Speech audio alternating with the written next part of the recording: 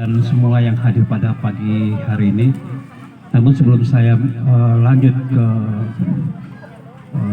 sebetulnya saya bukan pembekalan teman, sedikit arahan dari DPC saja. Sebelum itu saya akan mencoba untuk memperkenalkan dulu Ketua Kota Korcam. Ya, karena walaupun bagaimana DPC tidak akan berjalan tanpa rekan-rekan yang dari Korcam sampai tingkat yang terendahnya itu Korte. Jadi untuk itu saya mungkin untuk Korcam yang sudah hadir, saya minta untuk memperkenalkan diri. Ya, mungkin saya mulai dari Korcam Sukmajaya. Ketua Korcamnya silakan. Sudah hadir Ketua Korcamnya. Terima kasih kepada rekan-rekan yang sudah memberikan kepercayaan kepada saya khususnya dan ketua dan yang lainnya untuk mendampingi ketua DPC di SGI Kota Depok ini. Nama saya, nama lengkap Robert Moritz Ubra. Saya sekarang berdomisili di Sukatani, jadi masuknya Korcam Tapos. Jadi sekali lagi saya ucapkan salam kenal untuk kita semua. Ayo kita sama-sama maju, jangan menyerah. Kita sama-sama saling bahu-membahu sehingga apa yang kita inginkan dapat tercapai dengan lancar dan baik. Oke, untuk selanjutnya mendasar ditanyakan kepada kita, cuman kita menjawabnya tidak pas sehingga orang itu agak ragu-ragu apakah mau masuk SGI ataukah tidak. Ya, contoh yang paling simpel adalah ketika teman-teman sekalian datang mengunjungi seseorang atau kelompok untuk berusaha mengajak mereka untuk bergabung dengan kita, pasti hal yang pertama karena mereka tahu ini ada tahun politik, maka ditanya ada duit enggak. Itu dengan hadirnya teman-teman sekalian pada hari ini menunjukkan bahwa teman-teman mempunyai loyalitas yang tinggi untuk kemajuan SGI. Itu yang sangat penting dan itu kami sangat hargai itu. Selanjutnya juga kita masih bernapas, kita akan berjuang, baik itu berjuang untuk pribadi, keluarga ataupun organisasi. Jadi jangan ragu ketika kita mau datang ke satu tempat atau kelompok untuk mengajak mereka bergabung, kita nggak usah ragu.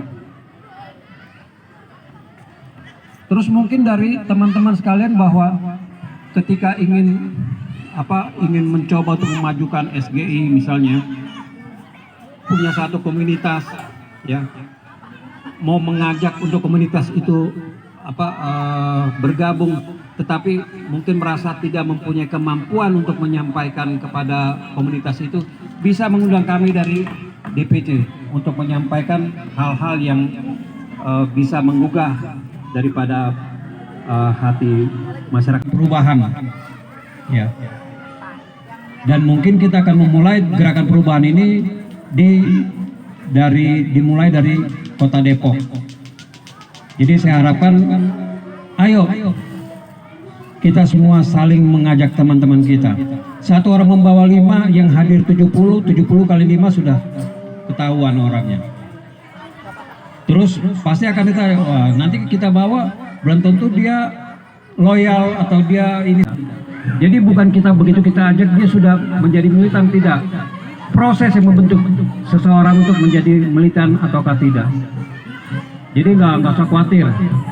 Ya, sekali lagi jadi ada poin-poin itu untuk sementara yang akan kita jual. Itu dulu kan masih sampai sekarang. Tetapi kita yakin sehingga beberapa kawan tetap support. Ya. Jadi program itu kita serahkan sepenuhnya kepada DPW dan DPC. Program-program masyarakatan ya, program-program itu. Sementara DPN fokus ke pengembangan pembentukan SGI se-Indonesia. Sekarang ini sudah jangkau se-Indonesia supaya ya SGI menjadi apa organisasi relawan Pak Ganjar yang tidak asal gitu, yang memang benar-benar real, ada bentuknya dari pusat sampai ke komunitas terkecil dalam masyarakat di RT RW. Itu mengenai program, kita sangat menghargai, sangat berterima kasih ke Pak Yopi dan jajaran yang terus-menerus melakukan kegiatan meskipun tidak ada dukungan dana secara penuh dari DPN. Kita sifatnya supporting, sifatnya stimulan. Karena memang DPC juga nantinya akan mendapatkan benefit kalau dia aktif, kalau dia rapi, solid, pasti akan mendapatkan benefit untuk DPC itu sendiri. Kemudian yang kedua yang saya ingin sampaikan ibu-ibu, bapak-bapak, karena Depok terkenal dikuasai oleh kawan-kawan sebelah, maka SGI harus spesifik, harus punya kegiatan yang lebih progresif. Di Jakarta juga sama sih, di Jakarta sama. Nah, ibu-ibu, bapak-bapak, nanti saya himbau untuk kawan-kawan kecamatan, korcam-korcam, nantinya membentuk WAG koordinator kecamatan, WAG kecamatan, SGI kecamatan. Semua orang bisa membawa kawannya, mengikutsertakan, mendaftarkan menjadi anggota SGI atau jadi anggota WAG, ya. Ini untuk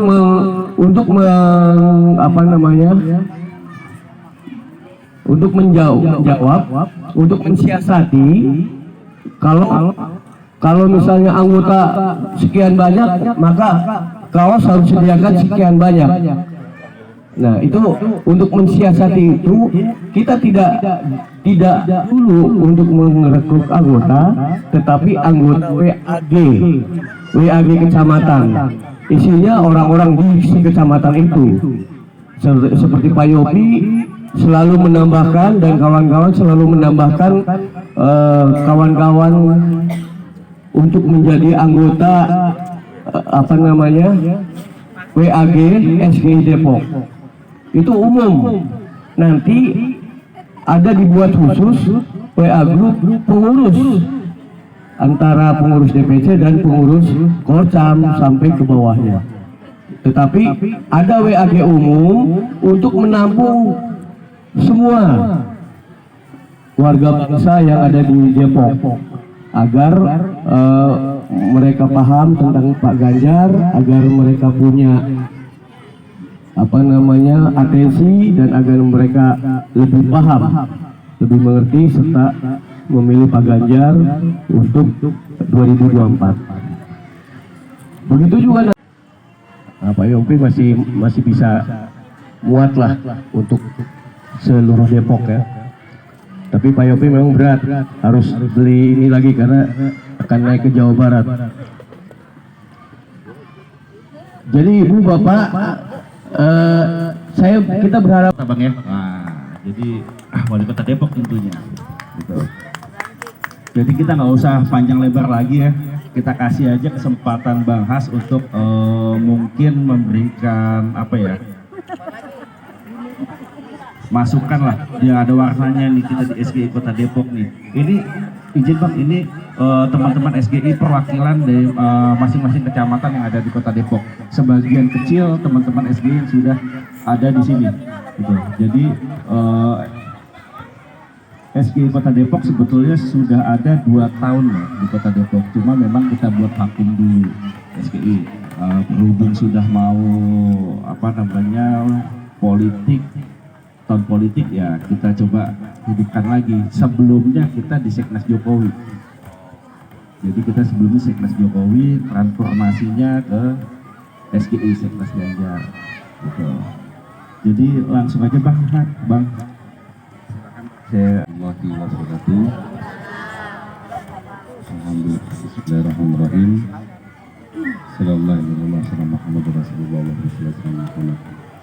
Salam sejahtera buat kita semua. Salam sehat selalu. Saya perkenalkan, mungkin ada yang belum kenal. Nama saya Haji Muhammad Hasbullah Rahmat. Saya tinggal di Kalimulia, Bapak Ibu, Gang Kencana. Itu jalan provinsi yang ke arah Kalimulia sudah saya minta lebarin, minta dihotip ulang. Sekarang sudah rapi sampai ke rel kereta yang perbatasan Kabupaten Bogor. Dan kawan-kawan SPI yang perwakilan kecamatan di Kota Depok, pertama-tama saya apresiasi kawan-kawan menjadikan SPI itu sebagai wadah silaturahim di antara kita. Yang kedua, punya visi yang besar. Karena 2 tahun terakhir kita stuck Pak, karena COVID itu sama sekali tidak bisa uang APBN, uang APBD provinsi kota itu dibelanjakan untuk belanja modal karena habis untuk nanganin COVID. Di APBD provinsi saja tahun 2020 itu 4,2 triliun Pak, habis untuk nanganin COVID, baik bansosnya maupun penanganan alkesnya untuk COVID. Nah, saya nggak tahu APBN berapa ratus triliun yang tergerus untuk nanganin COVID. Jadi 2 tahun terakhir 2020-2021 nyaris memang kita agak terganggu ekonomi bangsa Indonesia. Nah, tentu dengan SGI ini kita punya mimpi bahwa pada 14 Februari 2024 akan ada Pilpres. Nah, harapan kita program Pak Jokowi itu kan bisa dilanjutkan. Salah satunya adalah kita mewujudkan mimpi besar kita untuk memindahkan ibu kota ke IKN itu sebagai simbol kebesaran Nusantara. Jadi dulu Indonesia ini kan terkenal dengan Nusantara, dan dengan ditaruhnya di Kalimantan Timur itu melambangkan kebesaran kita, karena itu kan sudah merambah mepet ke arah daerah Brunei dan Malaysia kan. Jadi kita perlu menunjukkan kemampuan kita bahwa bangsa Indonesia adalah bangsa yang besar. Jakarta dia mungkin jadi sentral ekonomi, tapi pusat pemerintahan itu 2024 sudah akan pindah ke IKN. Nah, satu itu. Yang kedua, perlu diketahui oleh SGI semua, banyak sekali proyek strategis nasional ya selama Pak Jokowi jadi presiden, itu yang harus dilanjutkan. Salah satunya adalah Pak Jokowi mimpi untuk membangun tol Trans Lampung Aceh itu. Bapak Ibu bayangkan kalau dari Aceh sampai ke Lampung itu ada tol, itu Sumatera Barat, Sumatera Selatan ya, itu akan tumbuh besar ekonominya. Selama ini karena saya orang kampung, selama ini hasil produktivitas pertanian di sana itu dijual mentah. Jadi kalau kopi ya dijual kopinya, kalau kakao dijual kakaonya, kalau karet dijual karetnya, kalau sawit dijual biji sawitnya. Jadi tidak ada teknologi untuk mengelola dia menjadi bahan baku atau bahan jadi. Karet itu kan bahan baku utamanya kan untuk bikin ban ya, ban mobil. Tapi Sumatera Selatan itu hanya ngirim karet bantalan, karet yang masih cetakan dari kebun. Nah, harusnya dia sudah digiling, diolah menjadi bahan baku ban, sehingga nilai ekonomi naik, tenaga kerja terserap, dan pasti akan tumbuh ekonomi. Nah, tidak akan mungkin ada industri akan maju seperti di Jawa, di Sumatera, jika tidak didukung oleh infrastruktur. Salah satunya adalah jalan tol, pelabuhan, bandar udara, itu kan salah satu menunjang pertumbuhan ekonomi. Nah, jalan tol lintas Trans Aceh Lampung itu kan belum nyambung Bapak Ibu. Dari Aceh sudah dibangun ke arah Medan, dari Lampung sudah sampai ke Palembang, dari Palembang sampai ke Jambi, Pekanbaru, Padang, Medan, Aceh. Itu belum nyambung. Satu lagi nanti dari Palembang akan dibangun tol ke Bengkulu. Bapak bayangkan kalau proyek strategis nasional ini nyambung, itu tidak hanya ekonomi yang tumbuh, tapi wisatawan, pariwisata pun juga akan bangkit. Karena di sana itu menjual pariwisata itu alam, Bu. Alam yang benar-benar asri. Jadi kalau air terjun ya air terjun beneran, bukan bikinan. Kalau sungai, hutan, gunung itu benar-benar alami gitu. Jadi saya kira kawan-kawan SKI tetap harus kompak untuk ikut berperan dan berpartisipasi dalam pemilu 2024 karena sosok Ganjar ini hari ini memang survei tertingginya di Ganjar Bapak Ibu. Dan PAN salah satu yang ya boleh dikata kita cenderung ke Ganjar ya. Dipastikan kita cenderung ke Ganjar dan kemarin sempat kita coba kawinkan dengan Erik, tapi sekarang ini Ganjar lagi rame dengan Prabowo. Tapi apapun lah paket pasangan itu kan urusan elit ya Bapak Ibu ya. Kita kan tidak usah ngurusin elit di atas, tapi kita butuh sosok yang nggak sama lah, tapi hampir kurang lebih sama dengan Jokowi, yang berkomitmen untuk meneruskan pembangunan Indonesia ini berkelanjutan. Itu yang prinsip pertamanya itu. Yang kedua, tentu zaman Pak Jokowi ini kan dirasakan oleh masyarakat baik yang tidak mampu ya bantuan BLT-nya maupun kartu pintar, kartu sehat kan berjalan lancar sampai sekarang. Nah, pada SKI untuk bisa memberikan muatan ya terhadap konsep capres dan cawapres ke depan, kan harus membuat visi misi kan. Salah satunya mungkin kita berharap ke depan dalam manajemen pengelolaan pendidikan nasional dengan sistem PPDB yang sekarang salah satunya dengan sistem zonasi itu kita berharap terbangunnya sekolah-sekolah merata di setiap kecamatan supaya sistem zonasi ini bisa berkeadilan, dan saya yakin SKI mampu lah untuk menyuarakan itu pada level nasional. Nah pada level lokal tentu kan SKI ini kan tinggal di Depok nih, warga Depok. Ya elok kan kita tinggal di Depok, rumah kita gak kita urusin itu kan. Tentu saya kira ukhuwah silaturahim yang dibangun SKI sekarang ini harus dijaga terus sampai ke depan. Tidak hanya bicara pilpres, tidak hanya bicara tidak hanya bicara wali kota, tapi dijaga terus menerus agar besar harapan saya konsepsi pemikiran SKI itu bisa masuk dalam politik kebijakan di Kota Depok. Nah, idealnya memang pemerintahan ke depan harus lebih banyak melibatkan stakeholder di Depok agar kebijakan yang dikeluarkan oleh pemerintah ke depan itu yang sifatnya aplikatif lah, kebijakan yang ditunggu oleh masyarakat. Nah, bagaimana kita mengukur kebijakan itu bisa aplikatif ketika kita tidak membuka ruang kepada masyarakat atau stakeholder untuk berpartisipasi. Maka SKI adalah salah satu kelompok masyarakat yang harus dilibatkan dalam kebijakan partisipasinya dalam kebijakan pembangunan Depok ke depan. Tentu saya kira menjadi penting ya kita menata kota ini untuk lebih baik ya dalam perspektif pengangguran, kemacetan, persampahan, tata kota. Kan gini, sudah tidak elok lagi dalam konteks tata kota masih adanya kabel yang malang melintang di Kota Depok ini. Harusnya semua sudah di bawah tanah dengan sistem ducting gitu. Selain aman, kedua estetika kota. Yang kedua coba kawan-kawan perhatikan, papan reklame Depok ini kan nggak beraturan.